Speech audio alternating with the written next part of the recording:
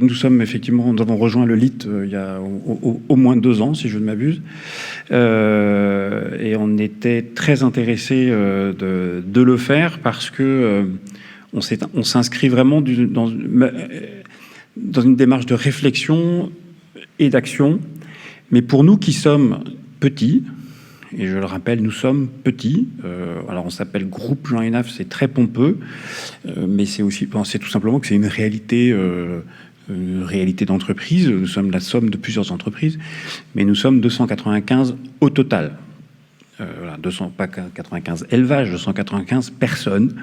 Donc ça reste une grosse PME, mais voilà. Donc, et donc s'inscrire pour nous dans le LIT était vraiment une formidable opportunité de partager. On a effectivement dans l'entreprise une vieille histoire à participer le plus que l'on peut à des dynamiques régionales pour apprendre, tout simplement, parce qu'on n'a pas toutes les ressources, on ne sait pas tout, et donc on est très heureux d'y participer.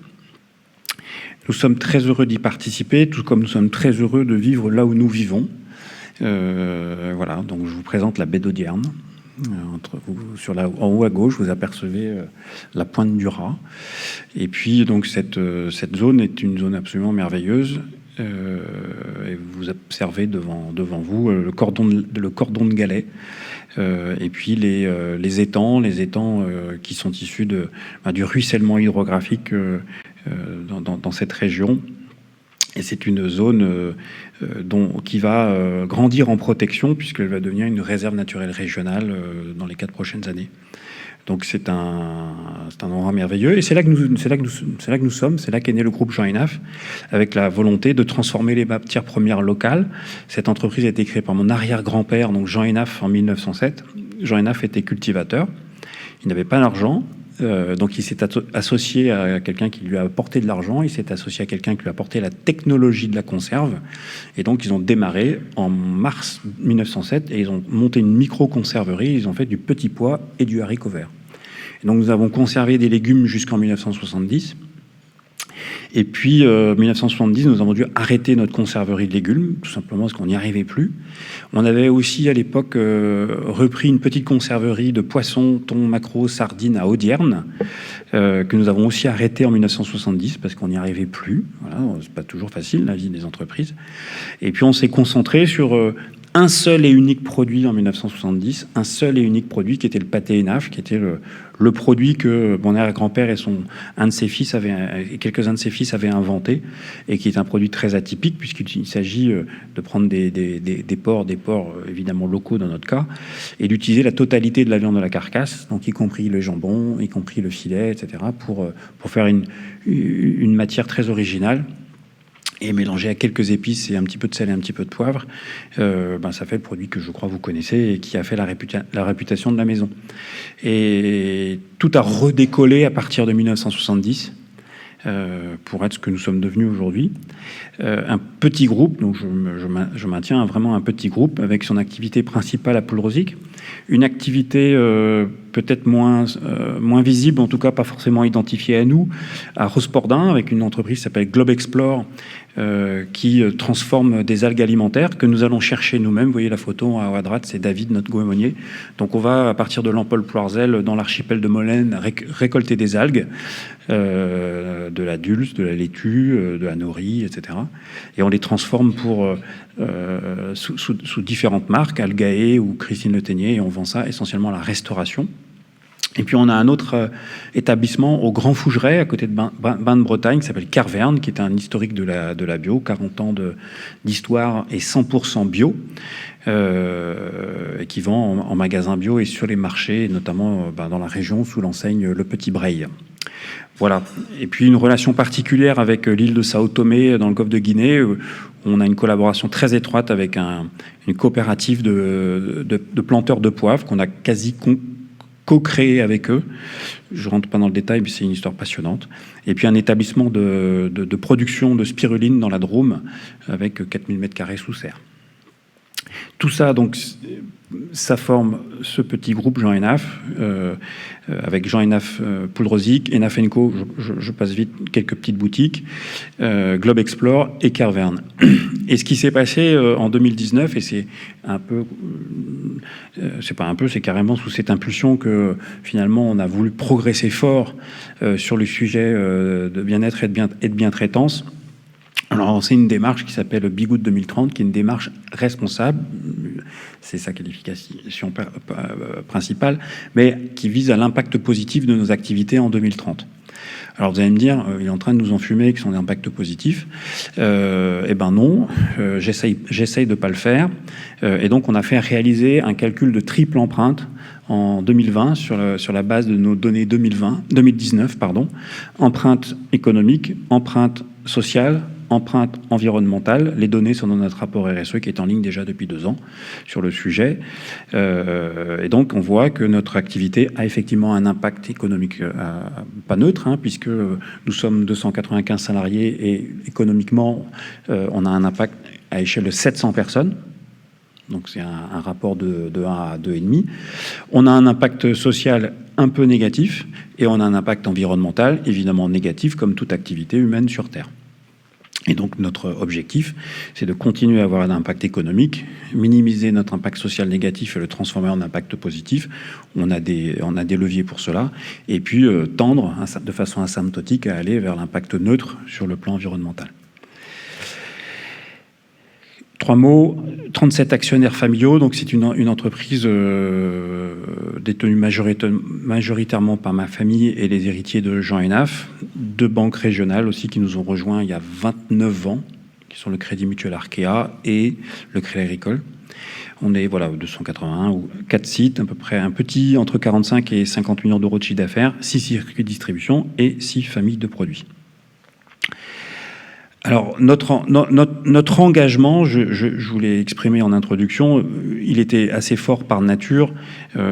On avait une forte vigilance sur les sujets de l'eau, avec, c'est pas l'objet, mais une boucle locale, puisque nous avons nos propres forages depuis quasiment toujours, notre propre château d'eau, ceux qui l'ont déjà vu, il est assez visible de loin, et puis surtout notre propre station de traitement des eaux et notre propre relation avec les agriculteurs voisins, puisque nous rendons l'eau aux territoires proches avec des collaborations et les agriculteurs qui, hors période hydrique forte, c'est-à-dire à partir de maintenant jusqu'au printemps, eh bien, cette eau, à peu près 300 mètres cubes d'eau par jour, sert à l'arrosage tout simplement des champs voisins.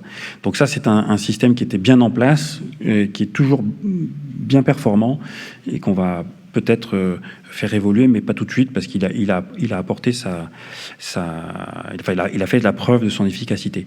L'humain, c'était au cœur des relations historiques de l'entreprise. Bon, 94% de CDI, c'est vraiment quelque chose qui est très ancré chez nous. 14 ans d'ancienneté moyenne. Voilà, on vit un bout de chemin de notre vie ensemble, et je pense que c'était une des caractéristiques des entreprises familiales. Puis enfin, on avait un fort tropisme à l'achat local. Aujourd'hui, on l'a développé très fort. On l'a développé dans une politique. Mais là où, par exemple, tous les ports de chez Enaf ont quasi toujours et là je vous dis pas sur 1 an, 2 ans, sur plus d'un siècle, depuis 1915, date à laquelle on a commencé à abattre des ports, je dois pas être très loin de pouvoir dire que 99% de ces ports provenaient de moins de 150 km sur un siècle. S'il y a des distances plus éloignées, c'est peut-être 160, 170, voilà. Mais aujourd'hui, on a fixé à 150 km cette frontière. Et puis l'achat local, c'est par exemple de pouvoir vous dire aujourd'hui que 88% des achats de l'entreprise se font en France. Qui dans cette salle connaît son chiffre? Ça marche à tous les coups, personne ne sait. 80% de nos achats sont faits en Bretagne. Qui connaît son chiffre? Personne. Voilà, je vous invite à le faire, c'est facile, il y en a pour 2 heures. Vous prenez votre grand livre, les codes postaux, et c'est terminé. Donc au moins, je peux le prouver parce que on le calcule, mais aussi on l'a bien digéré, cette notion. On a un fournisseur de boîtes en métal, les boîtes en métal dans lesquelles j'espère vous achetez du pâté ENAF, en tout cas vous en trouvez. Cette boîte en métal est faite dans l'usine Franpac de Douarnenez, et l'acier, lui, vient de Bassindre, à Nantes. Ça fait plus de 100 ans qu'on travaille avec Franpac Douarnenez. Voilà, tout simplement. Et on est condamné à vivre ensemble, à vivre les moments difficiles comme les moments plus heureux, avec des beaux projets de réduction de l'épaisseur du métal, des beaux projets d'ouverture facile pour que l'acier soit plus ductile et plus souple à l'ouverture pour les personnes âgées, etc., etc. Et puis des moments plus difficiles, comme l'année dernière, quand ils nous ont passé 47% de hausse sur la boîte du fait du renchérissement de l'acier.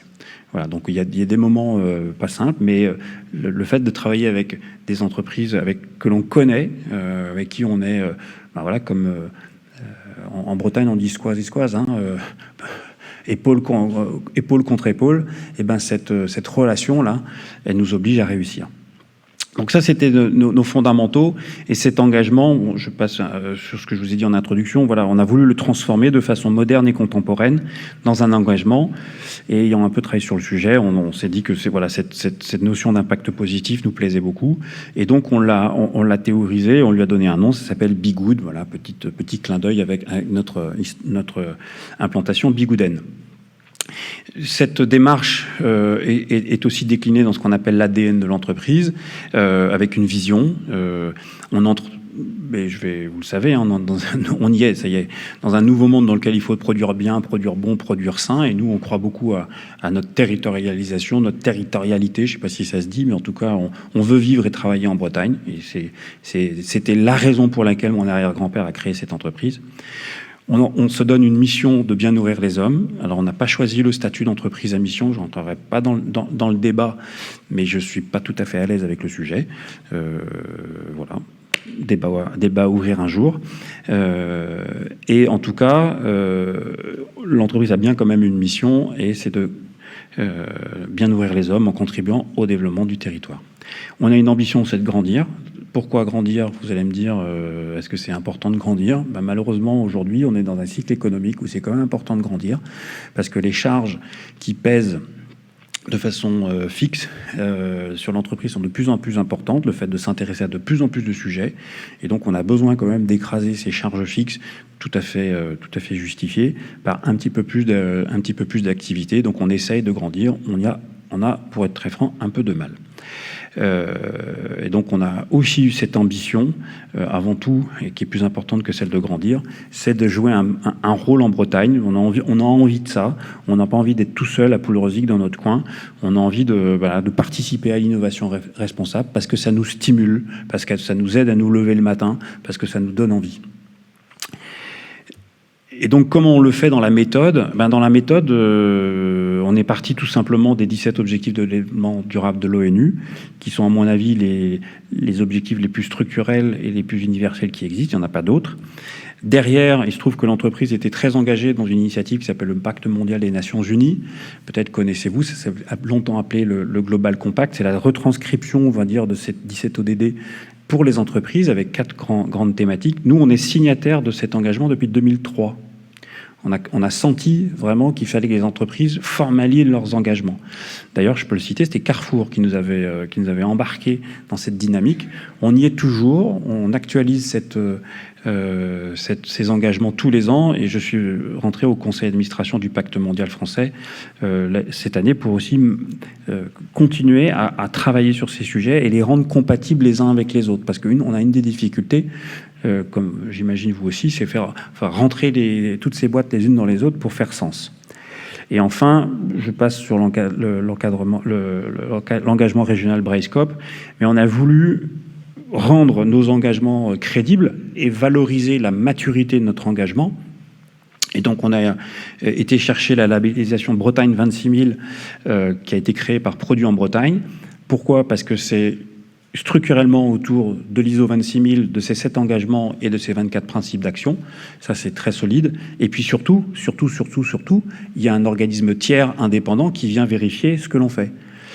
Je rappelle que c'est une des grandes préconisations de la plateforme RSE. La plateforme RSE, ce sont les services du Premier ministre qui émettent des recommandations et de la base documentaire pour réfléchir au sujet de la RSE en France. Et c'est un point clé, avoir un tiers indépendant qui vient vous auditer. Et pour le coup, c'est moi perso qui ai répondu à l'auditeur, 24 réunions d'1 heure sur les 24 principes d'action, c'est lourd, ça s'appelle l'engagement de la direction. Donc c'était Bureau Veritas qui est venu nous auditer l'année dernière. Et donc, et Jean Enaf et Globexplore ont été labellisés Bretagne 26000. Alors, dans notre démarche, et on va rentrer un petit peu plus près on va s'approcher des cochons, on a édité un certain nombre de règles. La première méthodologique, c'est de se dire que on ne peut pas s'occuper de tout. Il faut qu'on priorise nos amont, les amont prioritaires, et on en a défini 4. Le poisson, vous savez peut-être pas, mais on transforme quand même pas mal de poissons en rillettes de poissons. Les algues, je vous en ai parlé, et oui, nous récoltons nous-mêmes ou nous achetons des algues. Le poivre, j'ai effleuré le sujet en parlant de la coopérative de Sao Tomé, mais on y tient fort. On y tient fort parce que c'est une belle histoire. C'est une belle histoire exemplaire au sens où elle nous sert méthodologiquement à transposer ça dans notre façon de travailler, dans la relation avec des fournisseurs et des parties prenantes. Et puis accessoirement, du coup, on a un poivre de super qualité. Et c'est parce qu'on avait eu un grave problème de qualité sur du poivre qui avait contaminé tous nos produits, parce qu'on met du poivre dans tous nos produits. Donc on avait un grave problème de qualité il y a plus de 10 ans. Et maintenant, on a l'assurance d'avoir un poivre de très bonne qualité, ou en plus d'être bio, équitable, tout ce que vous voulez. C'est d'abord un très bon poivre. Et puis le porc, avec la création donc de 4 communautés de progrès, poisson, algues, poivre, porc, qui sont à des niveaux de progression différents. En poisson, c'est un peu léger. En algues, c'est un peu léger. En poivre, c'est solide. Et en porc, c'est en train de se solidifier très, très fortement. Et c'est ce dont je vais vous parler. Et puis, à chaque fois, le principe, c'est on veut un plan de progrès qu'on établit, qu'on co-construit. Notre démarche, je vais pas la passer, mais notre démarche, c'est un grand principe sur la protection de l'environnement, un deuxième sur l'engagement avec notre communauté, un troisième pour être pionnier d'un territoire à la pointe, un quatrième respectueux des animaux et du vivant, c'est comme ça qu'on va parler du cochon, et exigeant sur l'ensemble de nos produits. Et donc ces 5 piliers se déclinent en 14 engagements, 32 objectifs, 64 indicateurs. Tout ça, c'est dans notre rapport RSE que vous pouvez trouver en ligne. Donc, vous voyez les différents engagements. Et on n'a pas bougé depuis 2019. On reste sur notre lancée parce qu'on a besoin de grignoter les sujets. Certains avancent vite, d'autres avancent très lentement, d'autres, je suis assez déçu. Mais peu importe, il faut continuer. Et peut-être que d'ici 2030, on en fera évoluer un ou deux parce que le monde change. Mais en tout cas, notre objectif, c'est de continuer à avancer quand même sur les grands principes. Tout ça, c'est piloté par la direction. Je vous ai dit que l'engagement de la direction est très important. Méthodologiquement, c'est important d'avoir un comité de pilotage. Je l'assure avec Mireille Peusiat, directrice qualité.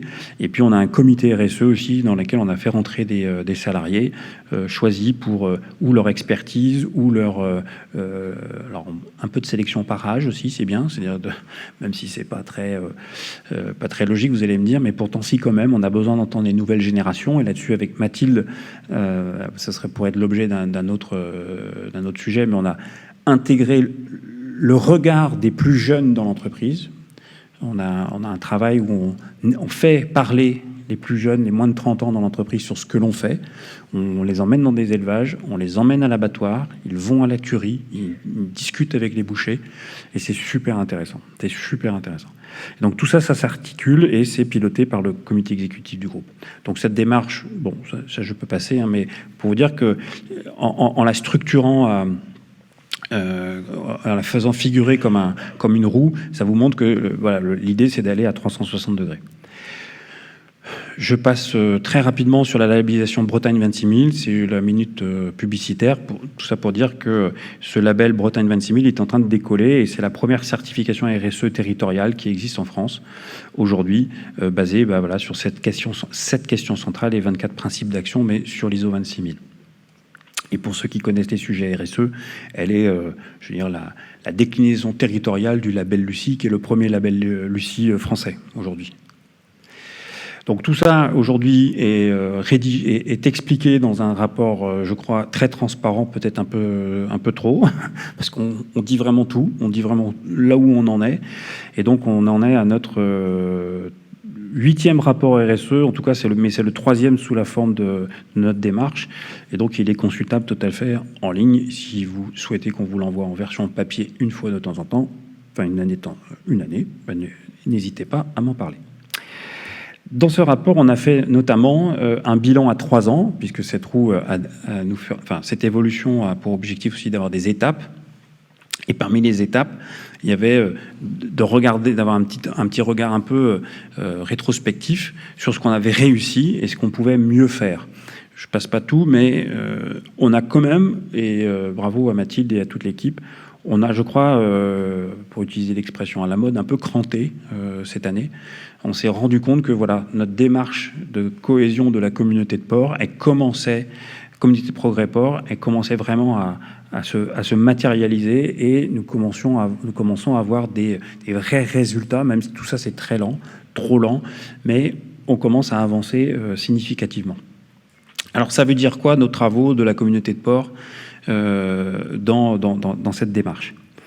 Eh bien d'abord, c'est un principe de co-construction. Nous, on a transposé notre vision du marché, notre vision du monde, voilà, notre vision, on la transpose, et puis aussi des consommateurs, comment leur exigence. On l'a transformé et transposé en objectifs, on a défini des indicateurs, et puis avec les éleveurs, on construit ce qu'on est capable de faire, on se donne les moyens qu'on est capable ou de financer ou d'allouer. Tout n'est pas possible, les poches ne sont pas infinies, le temps n'est pas infini, mais tout cela est absolument nécessaire d'être co-construit. Alors, on a demandé aux groupements avec lesquels on travaillait de s'engager avec nous et de s'engager formellement sous la forme d'un courrier. Et donc, c'est Evelop et Bretagne Viande Bio et Port Armor Evolution qui ont formalisé leur souhait de progresser avec nous. D'autres étaient aussi intéressés, les choses ne se sont pas faites, mais c'est pas grave, c'est pas limitatif. L'essentiel, c'est que quand même, on puisse les uns et les autres apporter suffisamment de temps, pas forcément d'argent, de temps pour avancer ensemble. Et c'est vraiment cet esprit de co-construction. Et je me rappelle de discussions super intéressantes avec Evelop et Thierry Gallou, où on avait vraiment besoin du regard des uns et des autres, et de la perception et de la sensibilité des uns et des autres pour avancer. Cette communauté de progrès, elle a quelques principes. Donc c'est la totalité des sites qui nous approvisionnent en port vivant. Sachant que nous avons donc un petit abattoir à Poule-Rosic qui abat à peu près 200 cochons par jour. Voilà, donc ne riez pas, on fait ce qu'on peut. Mais c'est une mauvaise blague, mais c'est vraiment un tout petit abattoir et c'est le plus petit abattoir privé de France. Et on est très heureux parce qu'il nous permet de garantir la maîtrise sur tout un tas de sujets et in fine la maîtrise de la qualité des produits et du pâté ENAF et de la saucisse ENAF. Et maintenant aussi des produits de chez Carverne. Ce que l'on souhaite dans cette communauté, c'est partager à 360 degrés nos préoccupations, évidemment de bien-être animal, mais aussi sur les sujets d'environnement et aussi de durabilité économique. On avance pas à pas, on ne promet pas des exploits, on promet pas des merveilles, mais on avance. Il y a un socle absolument nécessaire à l'entrée, et le socle, c'est d'abord évidemment la réglementation, c'est non négociable, mais ce que je suis en train de vous dire là, c'était pas quelque chose qui était facile à dire il y a quelques années encore. Donc ce socle absolu, c'est la réglementation, et puis de considérer que le bien-être animal rentre dans le socle. C'est pas un truc en plus, pour nous, le bien-être animal est dans le socle. C'est d'ailleurs une recommandation que j'ai lue dans un dernier document de la Chambre d'agriculture. Et donc, nous avons aujourd'hui une dizaine d'éleveurs en conventionnel et une quinzaine d'éleveurs en bio qui sont dans cette communauté de progrès. Et puis, nous avons signé un premier contrat tripartite avec un éleveur et Evalop en 2021, et c'est un premier vrai succès. J'expliquerai pas tout, hein, vous inquiétez pas, mais ce plan de progrès, il a 3 grands axes. Un premier axe sur le bien-être et la bientraitance des animaux, avec 20 items, avec un principe qui est des animaux sains, en bonne santé et heureux. Un deuxième principe sur la conduite d'élevage, la pratique de l'éleveur, 13 items et un niveau de pratique qui vise l'excellence. Je dis bien qui vise l'excellence. On ne dit pas qu'il faut être excellent au premier jour, mais en tout cas, c'est quand même ça qu'on se donne comme objectif. Et un troisième, c'est l'exploitation, la ferme, 13 items, et dans lequel on veut un panaché d'élevage entre des élevages qui sont un peu vitrines, sur certaines pratiques, et puis aussi quand même du concret, et c'est-à-dire de la vraie durabilité, c'est-à-dire un mix entre ce qui est durable économiquement, parce que autrement ça sert à rien, et un vrai engagement et la vraie concrétisation des efforts des uns et des autres, et notamment de l'éleveur. Donc on ne demande pas encore une fois, on ne demande pas des miracles, on demande surtout du progrès.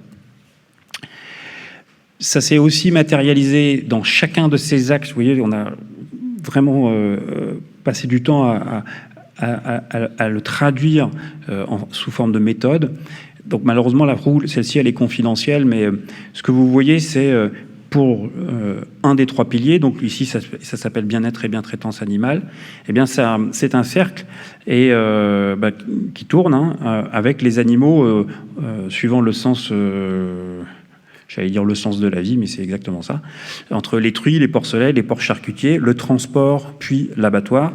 Et donc, à chaque fois, il y a un thème et on vient fixer un objectif ultime à 2030 et puis un objectif intermédiaire. Donc, c'est le cercle bleu foncé. Vous voyez ici un objectif à 2023. Donc, à chaque fois, on essaie de jalonner parce que ça ne sert à rien de dire en 2030, ça sera formidable. Il faut d'abord avoir un point intermédiaire. Et donc, on essaie de mesurer l'évolution de chacun des élevages sur cette roue. Je vais vous donner 4 exemples, et j'en aurai fini. 4 exemples des priorités qu'on s'est fixées sur ce premier cycle. Par exemple, sur la préservation de l'environnement, ça a été assez difficile au début pour nous de démarrer, mais en tout cas, on s'était donné comme objectif, dans le cadre de Bigoud, je ne réexplique pas, mais de minimiser l'impact du lisier produit dans les élevages de porcs à porteurs sur notre territoire. Donc, allez, on y va, on se le dit franchement et on se met des objectifs. Et avec un objectif de réduction de part d'azote dans le lisier épandu.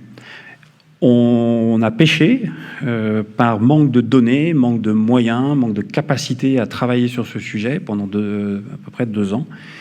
Mais grâce à un projet qu'on a mené en collaboration avec l'ADEME, qui s'appelle un projet Saucisse, je ne rentre pas dans le détail, on a pu enfin mesurer les quantités d'azote épandues dans les élevages avec lesquels nous travaillons, et donc sur le kilo de produits, en l'occurrence de saucisses fabriquées. Donc on a fait la relation directe. Et donc désormais, on sait d'où partir enfin, et on va pouvoir rentrer dans le détail, parce que autrement on parlait un peu dans le vide. Deuxième exemple, sur l'enrichissement des milieux de vie. Nous, ce qu'on a souhaité, c'est que... Alors, on a beaucoup réfléchi au sujet, sachant qu'évidemment, il y a une différence entre des élevages conventionnels et des élevages bio, c'est une évidence, mais on a souhaité que les animaux, que dans 100% des élevages avec lesquels on travaille, les animaux aient un contact avec la paille à au moins un stade de la vie.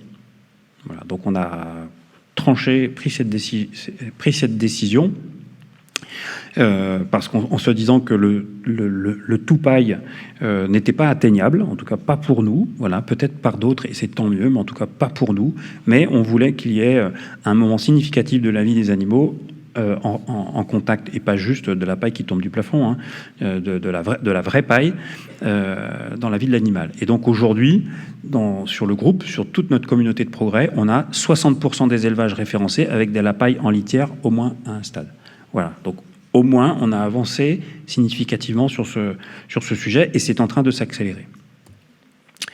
Troisième illustration, on a décidé de l'arrêt des pratiques douloureuses sur les porcelets. Alors, on n'en veut plus.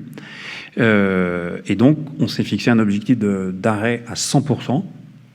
Et donc, aujourd'hui, on est à peu près 50% des porcelets qui n'ont plus de meulage des dents. On est à l'arrêt de la coupe des queues. Alors, c'est un chiffre qui est bas, qui est à 6,6%, mais qui est en train de se développer très fort parce que ça y est, un certain nombre d'éleveurs sont partis parce qu'il a fallu travailler, apprendre. Il ne suffit pas de dire, hein. Vous savez comme moi que c'est un sujet qui n'est pas simple et qui tient beaucoup à la conduite, bien sûr à la surface, mais aussi à la conduite d'élevage. Et puis, arrêt de la castration. On s'est engagé à un arrêt total de la castration et on a mené un projet très vaste, je dirais même démesuré, un projet collaboratif qui s'est appelé Finarbed, qui nous a permis d'évaluer l'arrêt de la castration dans nos produits. Parce que on peut dire on arrête, hein, mais les odeurs, on les a quand même. Et donc on a trouvé la façon de faire, qui est un mix entre la conduite d'élevage, les pratiques, et puis nous, l'utilisation des viandes. Et donc aujourd'hui, on peut annoncer que plus de 2000 mâles entiers ont été livrés en 2022 et ça va aussi s'accélérer très très fort parce que au fur et à mesure de la qualification des élevages. Et enfin, un objectif de 100% des élevages référencés équipés de cases maternité liberté. Et donc aujourd'hui, on en est à 53%. Donc on le pilote et ça progresse, mais au rythme de la restructuration des élevages. On a tout simplement décidé d'accompagner les éleveurs, de le faire ensemble, plutôt que on aurait pu dire je prends que les mieux-disants et puis je laisse tomber le reste. C'était pas du tout la démarche. On travaille ensemble. Voilà. Merci. Merci beaucoup, Loïc. Alors, oui, je ne sais pas, voilà, je regarde ta montre. On a excusé le conseil régional déjà hier, du coup, pour les mêmes raisons. Mais je suis là pour répondre aux questions. Ok. On a le temps pour quelques questions. Bien sûr. Pascal Fourchon, Reden, je vais essayer d'accélérer. Merci beaucoup, c'est super intéressant. Puis on voit que déjà vous partez sur une bonne base, il y a des chiffres et vous avez un objectif vraiment ambitieux.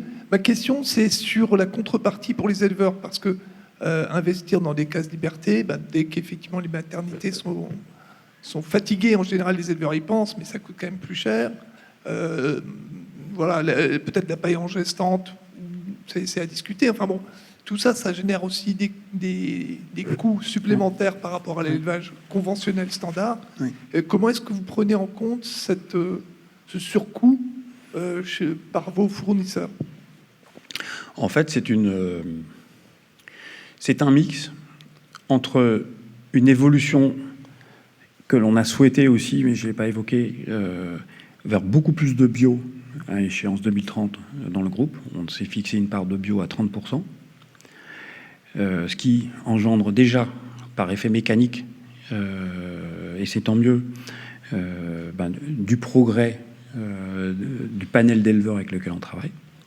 C'est un mix aussi du choix des éleveurs avec lesquels on travaille, toujours évidemment en proximité, et des échanges que l'on a avec eux, des projets qu'ils ont.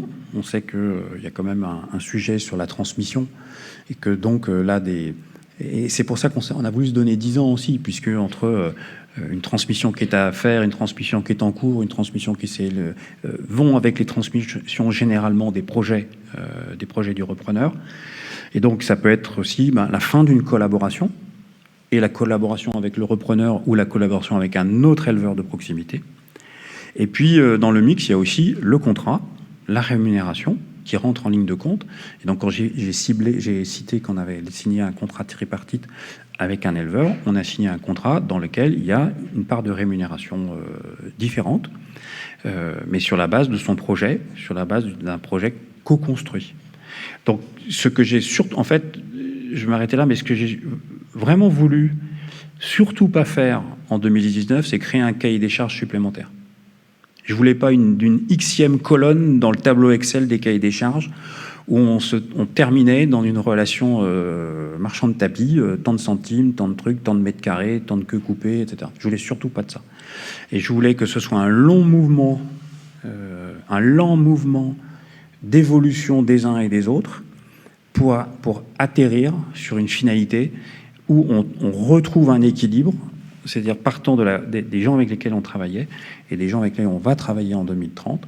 Et il y a de la recomposition naturelle, il y a du départ, il y a de l'arrivée, il y a des contrats, il y a des possibilités. Voilà. Et ça remet un peu aussi l'économie au cœur. C'est-à-dire qu'à un moment donné, la durabilité économique a été essentielle. Merci Loïc. Va répondre à votre question. Oui. Romain arrive. Je vais en profiter pour poser une question qui est d'après. Vas-y, prends. Rien à voir avec le bien-être. Oui, moi aussi, ça n'a rien à voir. Non, mais est-ce que la localisation à Poudrezy, très bien, hein, ouais. Est-ce qu'il y a des handicaps? C'est sûr que si vous regardez la carte et que vous prenez, vous dites que Douarnenez c'est au centre d'une carte et que vous prenez un rayon de 150 km, il y a 74% de mer. Et jusqu'à présent, les cochons, ils ne s'est pas élevés en mer. C'est peut-être des thons dans ces cas-là, mais en tout cas, c'est pas des cochons. Donc oui, il y a une forme de handicap, mais nous, on considère que c'est une force. Et puis voilà, c'est tout. C'est la première pierre du projet de l'entreprise. C'est Poudrezy au cœur, le territoire, le développement, notre développement, pas celui des autres. On va commencer par nous-mêmes, et ça, on lâchera pas. Donc, historiquement, il y avait peu d'éleveurs en 1915 quand même. Hein. Je vous rappelle qu'on est né avant tout ça. Donc, il y avait, voilà, dans les fermes, c'était 3-4 cochons au maximum. Petit à petit, il y a eu un grand nombre d'éleveurs. Je ne parle pas des groupements bigoudins, etc. Enfin, tout ce qui s'est passé dans les années 60, 70, 80 autour de nous. De la concentration, de la décapitalisation actuelle. Mais notre besoin, il est de 40 000 cochons par an. Voilà. Donc 40 000 cochons par an à moins de 150 km de Poudrezy, dans des conditions qui correspondent à ce que l'on souhaite. J'ai pas de doute sur le sujet. Ok, merci. Dernière question.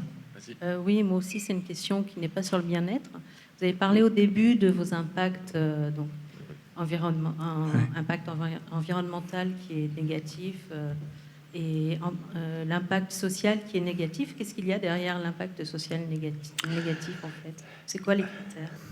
Alors, donc ce sont des mesures, ce sont des calculs qui sont notamment réalisés par le cabinet Goodwill Management, mais bon, c'est la triple comptabilité.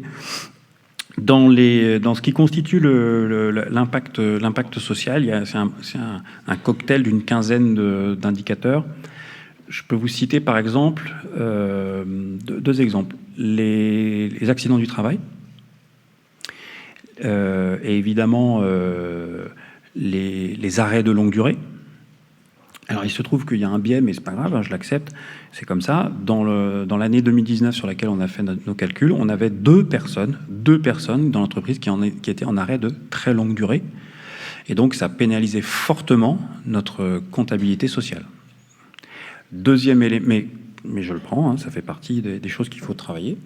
Le deuxième élément, par exemple, je vous ai dit qu'on avait 94% de CDI, et la politique d'une entreprise est une politique d'emploi durable, donc de contrat à durée indéterminée, et on a quand même 6% d'emplois dits précaires, alors choisis, pas choisis, peu importe.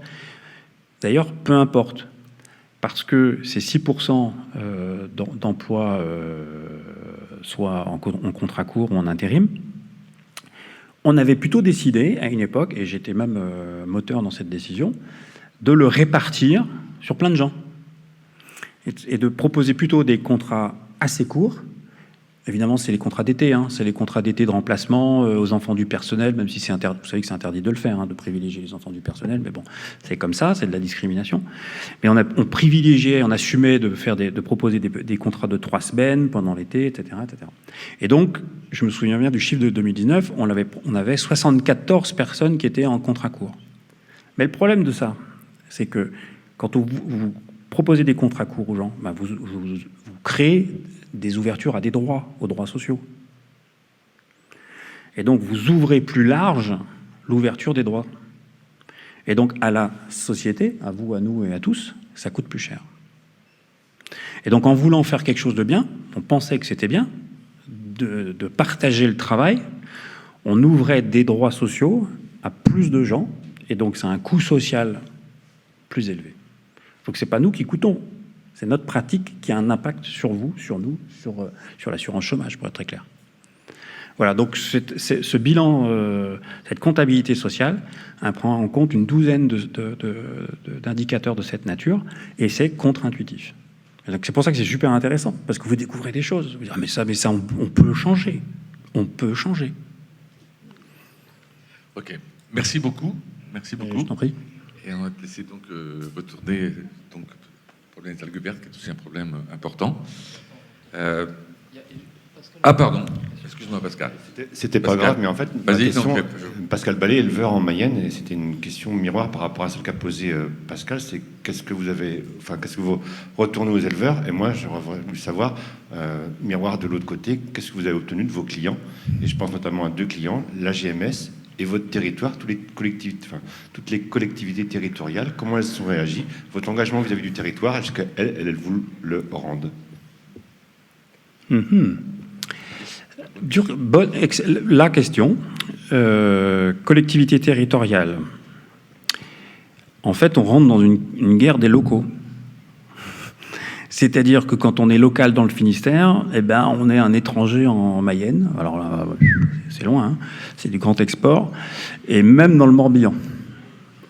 Et donc aujourd'hui, vous savez que les cantines, je pense aux cantines, hein, les cantines en plus c'est pas simple puisque les cantines municipales c'est monsieur le maire, enfin les cantines du primaire c'est la mairie, les cantines des collèges c'est le département, les cantines des lycées c'est la région, les cantines universitaires c'est l'État.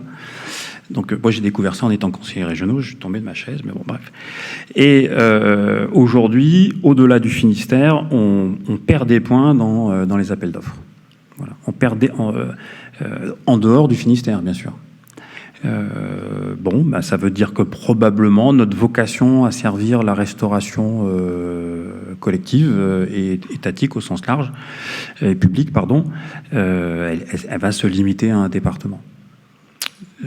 Pas de bol pour un certain nombre d'éleveurs, ou même on a eu travaillé, je me souviens, avec des lycées agricoles où on achetait les porcs.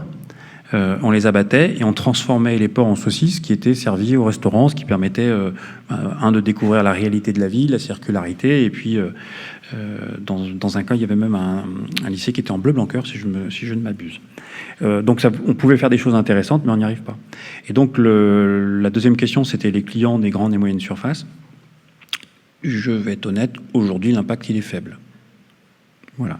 Même si il y a de l'intérêt, et c'est aussi pour ça que je suis là aujourd'hui, pour expliquer ce qu'on essaye de faire. J'essaye d'expliquer que, encore une fois, je ne veux pas une colonne dans un tableau Excel de plus d'un cahier des charges ENAF. Je ne supportais pas cette idée. Je milite pour une transformation plus profonde. Peut-être que mon ambition est démesurée, peut-être qu'elle n'est pas raisonnable par rapport aux réalités économiques, mais moi je me situe dans une continuité entre ce que nous faisions depuis un siècle et ce que nous voulons continuer à faire dans le siècle prochain. Et donc, chers clients, je suis à votre disposition.